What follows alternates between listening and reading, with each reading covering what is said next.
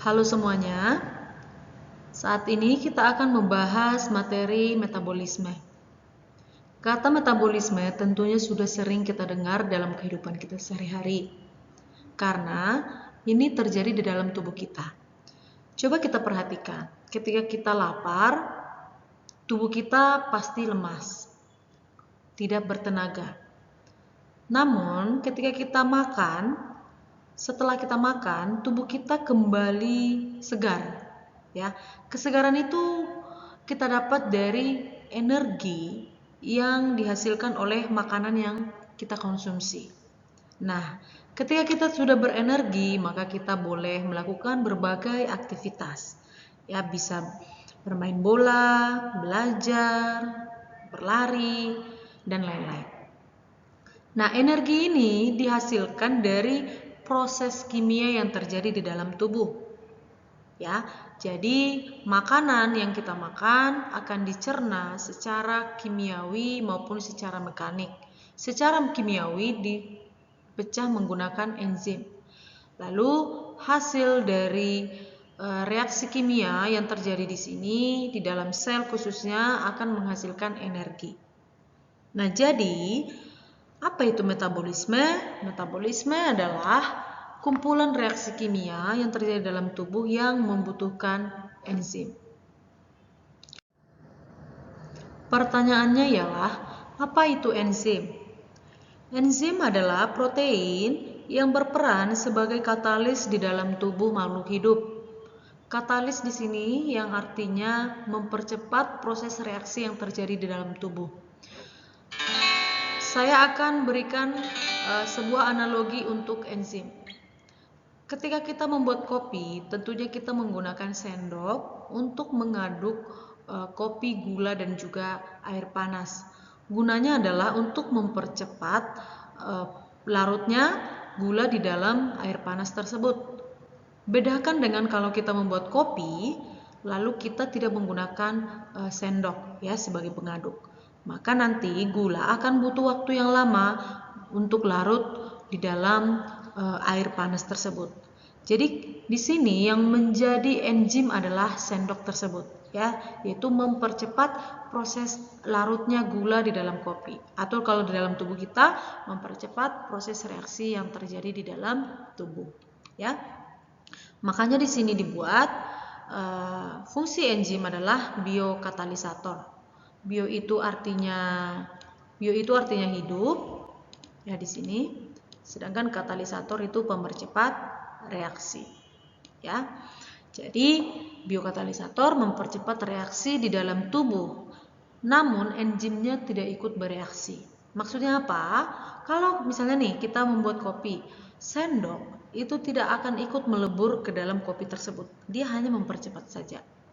Untuk lebih jelasnya kita lihat di sini. Di sini ada yang berwarna merah, ada enzim. Terus yang mau dipecah adalah substrat atau bahan yang mau dipecah menjadi bagian yang lebih kecil, ya. Ketika enzim bersatu dengan substrat itu membentuk kompleks enzim substrat. Nah, kita lihat di sini substratnya terurai, berarti inilah produknya, ya. Jadi dari substrat berubah menjadi produk, yaitu substrat yang sudah terurai. Namun kita lihat di sini enzim bentuknya sama seperti semula. Artinya dia tidak ikut melebur atau terurai ya di dalam reaksi tersebut. Nah, ini untuk lebih memperdalam lagi mengenai cara kerja enzim, ya. Jadi kita lihat di sini ini adalah sebuah enzim, lalu dia punya sisi aktif di sini. Sisi aktif di sini disesuaikan dengan substrat. Jadi ketika substrat sudah sesuai dengan sisi aktif, membentuk kompleks enzim substrat, lalu enzim akan memecah substrat tersebut menjadi produk. Ya, kita lihat di sini bentuk substrat dan bentuk produk sudah berbeda. Nah, sekarang kita masuk ke topik kita lebih lanjut, yaitu metabolisme. Ya, tadi metabolisme adalah serangkaian reaksi kimia yang terjadi dalam tubuh atau di dalam tubuh makhluk hidup yang memerlukan enzim. Ya. Di sini kita bahas dulu apa saja sih cakupan dari metabolisme. Nah, metabolisme di sini terbagi menjadi dua, yaitu katabolisme dan anabolisme. Katabolisme itu penguraian. Jadi, dari molekul besar diuraikan menjadi molekul kecil. Begitu. Sedangkan kalau anabolisme itu penyusunan dari molekul kecil diuraikan jadi molekul besar, seperti itu. Nah, katabolisme itu identik dengan kehidupan kita sehari-hari, yaitu respirasi. Khususnya respirasi yang terjadi di dalam sel. Maksudnya apa? Respirasi dalam sel itu contohnya yang secara aerob, yaitu menggunakan oksigen, yaitu ketika gula C6H12O6 dipecah atau dibakar oleh oksigen menghasilkan karbon dioksida, menghasilkan uap air dan juga energi. Ya, ada juga yang tidak menggunakan oksigen, yaitu proses fermentasi. Fermentasi alkohol dan juga fermentasi asam laktat. Ya, berikutnya di sini kalau anabolisme tadi penyusunan, yaitu terjadi pada proses fotosintesis, yang mana reaksi fotosintesis adalah air ditambah karbon dioksida dengan bantuan cahaya matahari menembus klorofil daun akan menghasilkan gula C6H12O6 ditambah dengan oksigen. Ya, bisa terjadi melalui reaksi terang maupun melalui reaksi gelap. Nanti kita bahas secara lebih dalam. Nah, di sini dikatakan metabolisme serangkaian reaksi kimia yang memerlukan enzim. Nah, enzim itu sendiri tadi adalah protein. Namun, di dalam struktur protein ini ada yang benar-benar berupa protein, yaitu apoenzim, ada yang non-protein, yaitu sebagai pendukung dalam enzim ini bisa bekerja. Ya, misalnya ion anorganik, lalu koenzim atau ion organik, yaitu misalnya vitamin dan juga gugus prostetik, ya, yang berfungsi untuk memberikan tenaga untuk enzim dalam melakukan tugasnya, begitu. Nah, berikutnya kita fokus ke enzim. Tadi sudah dikatakan bahwa enzim adalah biokatalisator. Lalu komponennya tadi sudah ada, apoenzim itu protein, kofaktor itu non protein, ada koenzim yang berupa vitamin, ada ion anorganik dan juga ada gugus prostetik, ya. Nah, sifat-sifat enzim itu sendiri apa? Dia protein, bekerja secara spesifik. Maksudnya apa? Enzim itu nggak sembarang kerja mengerjakan segala sesuatu, tidak, ya. Misalnya di mulut kita enzim amilase. Enzim amilase memecah apa? Memecah nasi menjadi yang lebih sederhana, ya, menjadi disakarida. Memecah polisakarida menjadi disakarida, ya. Lalu sebagai katalis itu mempercepat reaksi, diperlukan dalam jumlah sedikit, ya, nggak usah banyak-banyak karena dia kan sifatnya tidak ikut bereaksi, ya. Jadi ketika dia udah selesai mengkatalis substrat yang satu, maka dia bisa mengkatalis substrat yang lainnya, begitu. Bekerja secara bolak-balik, jadi dia bisa memecah dari bagian yang besar, bagian yang kecil, atau membangun molekul yang besar dari molekul yang kecil. Nah, dia dipengaruhi juga oleh faktor lingkungan. Misalnya apa? Faktor lingkungan apa? Suhu, pH, aktivator, inhibitor, konsentrasi enzim dan konsentrasi substrat, ya. Nah, di sini kita bahas dulu nih cara kerja enzim. Jadi, enzim itu meningkatkan kecepatan reaksi dengan menurunkan energi aktivasi, yaitu energi yang diperlukan untuk reaksi. Jadi begini, kalau mau memecah substrat menjadi produk, tidak diperlukan lagi energi yang sangat-sangat banyak karena enzim bisa membantu dalam memecah produk tersebut, memecah substrat tersebut, ya, maaf ya. Nah, di sini ada dua teori dari cara kerja enzim menurut para ahli, ya. Ada yang memakai teori gembok dan kunci, ada yang memakai teori kecocokan terinduksi. Nah, seperti apa perbedaannya? Coba lihat gambar berikut. Coba dibedakan. Yang atas itu teori gembok dan kunci, yang bawah teori kecocokan yang terinduksi. Nah, kalau kita lihat di sini, kerja enzim menurut gembok dan kunci, enzim di sini disimbolkan sebagai yang warna pink ya. Nah, intinya adalah gembok dan kunci. Nah, kalau kamu punya gembok dan kunci di rumah harus cocok ya satu sama lain ya. Demikian juga dengan enzim dan substrat menurut teori ini. Jadi sisi aktifnya itu harus sesuai dengan bentuk permukaan dari substrat. Ketika udah sesuai, mereka akan bersatu, membentuk kompleks enzim substrat, lalu akan menghasilkan produk. Nah, enzimnya tetap utuh. Dia bisa memecah substrat yang lain, ya. Tetapi ada juga teori menurut teori kecocokan yang terinduksi. Kita lihat di sini. Permukaan enzimnya, sisi aktifnya tidak sesuai dengan substrat. Namun, apa yang terjadi? Enzim akan menyesuaikan sisi aktifnya dengan substrat karena dia sudah diinduksi oleh substrat, ya. Nah, ketika sudah terbentuk produk, sisi aktif enzim kembali semula ya. Ini kembali ke semula. Seperti itu untuk cara kerja enzim. Tapi kebanyakan yang lebih diterima adalah teori kecocokan yang terinduksi.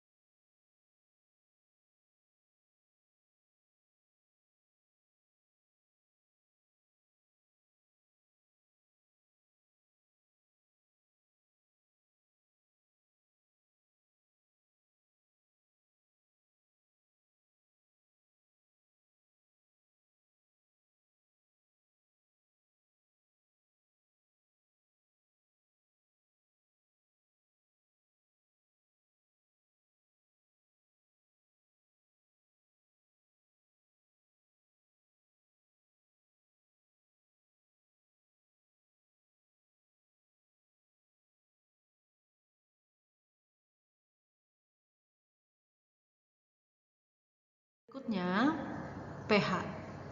pH atau derajat keasaman juga memengaruhi aktivitas dari enzim, ya, memengaruhi kecepatan reaksi, ya. Setiap enzim memiliki pH yang optimum, ya. Contohnya di sini enzim pepsin, dia akan bekerja dengan optimum di pH sekitar 2, ya, sangat asam, karena pepsin ini terdapat di lambung. Sedangkan enzim amilase yang bekerja di dalam mulut maupun di dalam usus halus, dia pH optimumnya itu sekitar 7,5, agak basah, ya. Jadi bisa disimpulkan pH itu memengaruhi aktivitas enzim, ya. Berikutnya, aktivator dan inhibitor. Di sini khusus gambar dari inhibitor ya. Inhibitor itu ada dua macam, ada inhibitor yang kompetitif, ada inhibitor yang non kompetitif. Inhibitor yang kompetitif itu biasanya bersaing dengan substrat. Ya, kita lihat di sini bersaing untuk apa? Untuk mendapatkan sisi aktif dari enzim yang ini. Ya, sisi aktifnya ini. Jadi misalnya nih, inhibitor kompetitifnya adalah sianida. Nah, sianida akan bersaing dengan oksigen untuk mendapatkan hemoglobin. Begitu ya. Nah, bagaimana cara mengatasinya supaya sianida tidak sampai menghabiskan semua oksigen yang ada di sini, atau bagaimana cara mengatasi inhibitor kompetitif ini, yaitu dengan menambah jumlah substrat, yaitu menambah jumlah oksigen. Maka kalau misalnya ada dalam kasus ada terkena sianida, pertolongannya harus cepat ya, dengan memberikan bantuan oksigen supaya orang tersebut masih bisa tertolong ya. Berikutnya inhibitor non kompetitif ya. Dia tidak melekatkan diri pada sisi aktif enzim ini, tetapi dia justru melekatkan diri pada sisi yang lain, yaitu di sebelah sini. Ya. Nah, tapi ketika dia melekat di sini, ini akan membuat bentuk enzim ini berubah. Ya, ketika dia melekat di sini, bentuk enzim akan berubah yang membuat permukaan substrat dan enzim tidak lagi cocok. Sehingga enzim terganggu fungsinya untuk memecah substrat. Ya, bagaimana dengan aktivator? Aktivator itu mempermudah ikatan antara enzim dan substrat. Ya, contohnya misalnya ion klorida. Ya, ion klorida itu berperan dalam membantu aktivitas enzim amilase di dalam air liur atau di dalam saliva, gitu ya. Oke, berikutnya kita masuk ke konsentrasi enzim. Ya, konsentrasi enzim juga memengaruhi kecepatan reaksi. Semakin besar konsentrasi enzim, ya semakin ke kanan, maka semakin cepat pula reaksi berlangsung. Kita lihat di sini, ketika konsentrasi enzim semakin besar, maka kecepatan reaksi makin cepat, makin tinggi, begitu ya. Artinya konsentrasi enzim dan juga kecepatan reaksi berbanding lurus ya. Nah, berikutnya, nah jadi itulah tadi yang merupakan faktor-faktor yang mempengaruhi kerja atau aktivitas dari enzim ya. Ada pH, ada aktivator, ada inhibitor, suhu, konsentrasi enzim, dan konsentrasi substrat. Terima kasih.